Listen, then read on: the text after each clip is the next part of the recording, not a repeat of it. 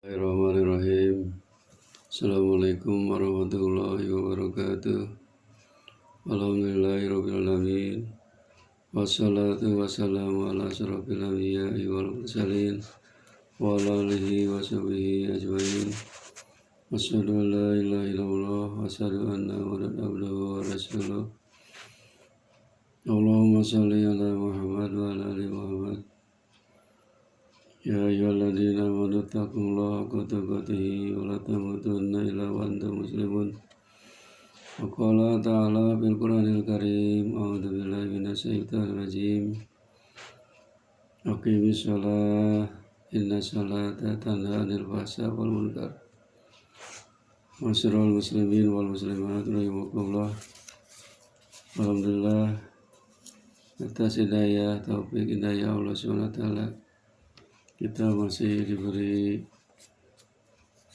nikmat umur, nikmat sehat, dan nikmat iman dan Islam. Mudah-mudahan kita semua selalu bersyukur kepada Allah Subhanahu wa taala. Shalawat serta salam mudah-mudahan dilimpahkan kepada junjungan alam Habibana Nabiyina Muhammad sallallahu alaihi wasallam, juga kepada keluarganya, para sahabatnya, dan tidak lupa kepada kita sebagai umatnya. Amin ya Allah ya Rabbal Alamin. Hadirin rahimakumullah, setiap bulan Ramadan, setiap bulan Sya'ban, apalagi setiap bulan Rajab, kita selalu diingatkan oleh guru-guru kita, para kiai kita, bahwa pada saat Mi'raj Rasulullah SAW menerima perintah sholat 5 waktu, begitu istimewa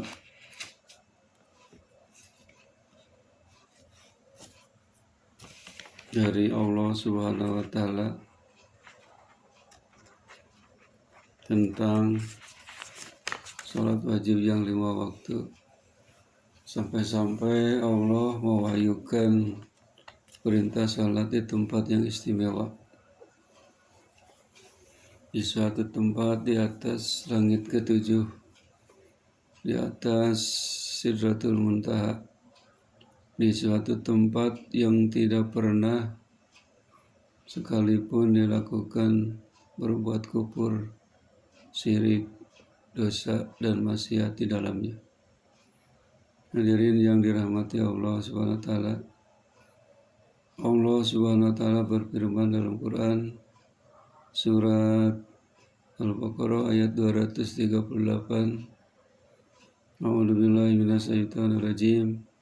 Bismillahirrahmanirrahim.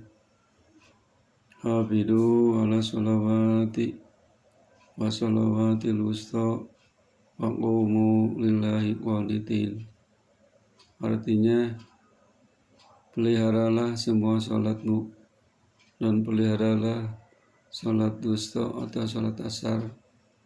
Berdirilah untuk Allah dalam sholatmu dengan khusyuk. Hadirin rahimakumullah, sholat kedudukannya sangat agung karena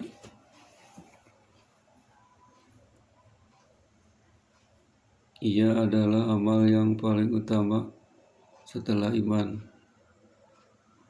Barang siapa yang menjaga dan memeliharanya, sungguh ia telah menjaga agamanya. Dan barang siapa yang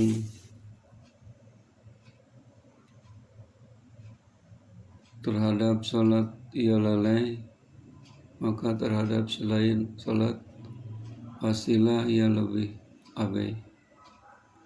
Apabila kita perhatikan betapa banyak disebutkan dalam Al-Quran secara beriringan antara perbuatan meninggalkan sholat dengan kekufuran.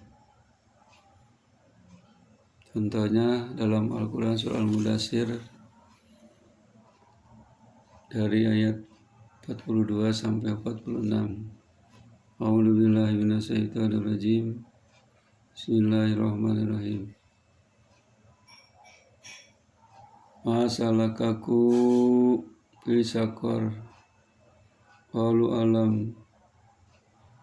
lam naku minal musallin wa lam naku nutimul miskin wa kunna nahusu ma'al hoidin wa kunna nukadzibu biyaumiddin. Artinya, apakah yang memasukkan kalian ke dalam neraka sakor?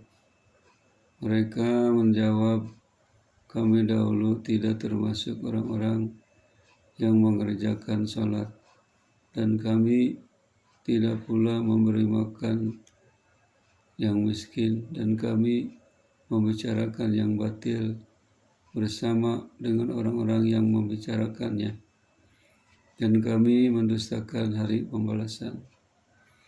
Hadirin rahimakumullah, janganlah kita menunda-nunda sholat sampai keluar waktunya. Janganlah kita bermalas-malasan melakukan sholat.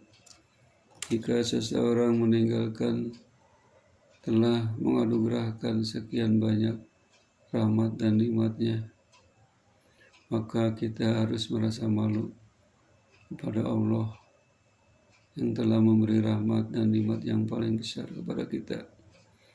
Marilah kita jadikan bulan Rajab bulan peringatan mukjizat Isra Mi'raj sebagai momentum untuk memperbaiki kualitas sholat kita yang memenuhi syarat sah sholat dan rukun sholatnya, serta menjauhi hal-hal yang dapat membatalkan sholat. Agar sholat kita sah dan diterima oleh Allah, yaitu niatkan niat yang ikhlas karena Allah semata.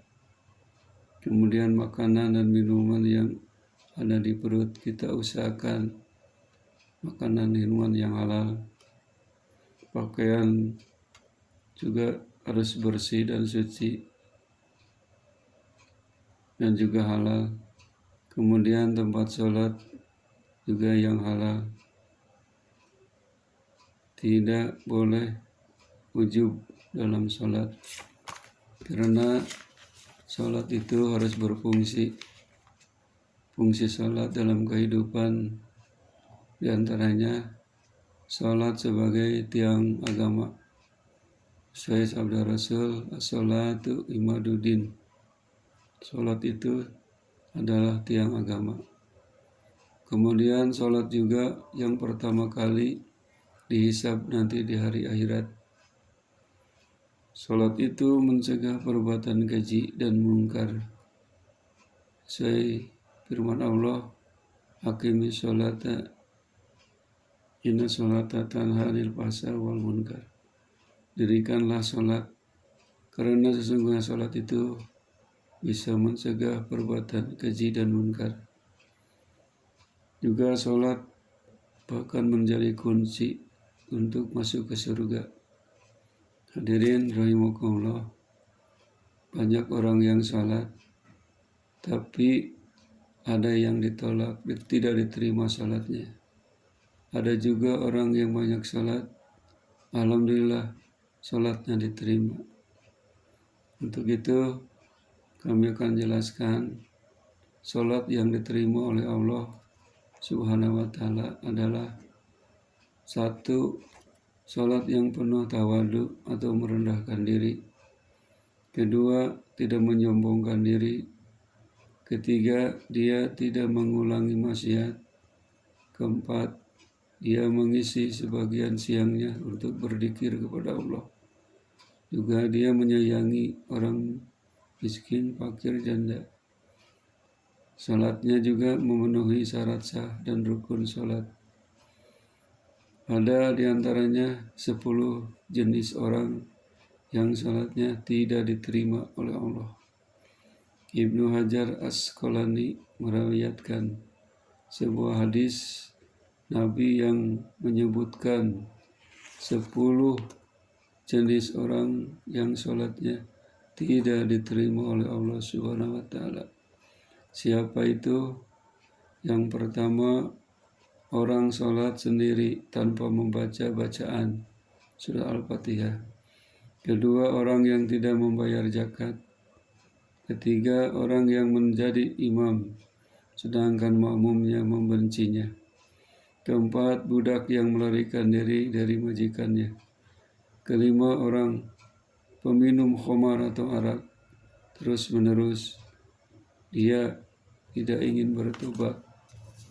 Yang keenam, orang yang tidak diterima sholatnya adalah istri yang marah kepada suaminya. Kemudian 7, perempuan yang sholat tanpa menggunakan himar atau tutup kepala. Kedelapan, orang pemakan riba ditolak oleh Allah, tidak akan diterima sholatnya. Kesembilan, pemerintah yang zalim dan sombong, dia melakukan sholatnya tidak akan diterima. 10, orang yang tidak mencegah diri dari perbuatan keji dan munkar. Itulah bahasan tentang fungsi sholat yang diterima dan sholat yang ditolak oleh Allah Subhanahu wa Ta'ala. Mudah-mudahan kita ini sebagai umat Rasulullah Muhammad SAW selalu menjaga dan memelihara dan mendirikan sholat yang 5 waktu. Karena kalau kita meninggalkan sholat, berarti kita merobohkan agama.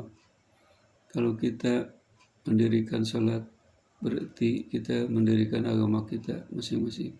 Akhirul kalam, wabillahi taufiq wal hidayah. Assalamualaikum warahmatullahi wabarakatuh.